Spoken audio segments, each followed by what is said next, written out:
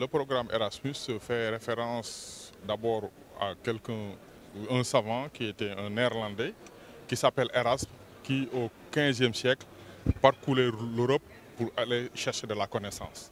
Donc c'est en fait en hommage à ce personnage, ce savant, qu'on a plus tard en 87 créé le programme Erasmus. Parce qu'avant, il y a eu des programmes de mobilité à l'intérieur de l'Europe. Donc à la fusion de tous ces programmes en 87, ce sont ces programmes-là qui ont donné d'abord le programme Erasmus.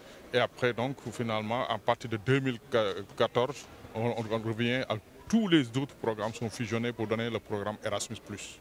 Et là, donc, ce programme se décline en plusieurs actions, plusieurs programmes, et donc qui touche aussi le renforcement de capacité des établissements d'enseignement supérieur, la mobilité internationale de crédit, donc qui fait référence à la réforme de Bologne, donc le système LMD, où les étudiants ont la possibilité d'aller d'une université à l'autre et donc d'acquérir des crédits qu'ils vont capitaliser et transférer dans leurs universités d'origine.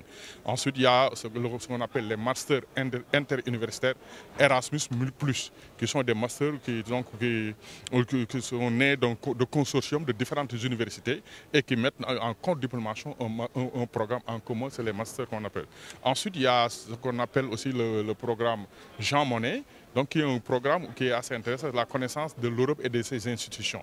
Donc si je décline un peu rapidement, il y a encore sur la jeunesse, la formation, les stages, le délégué l'a dit tout à l'heure. Donc il y a énormément de programmes d'actions dans le programme Erasmus+.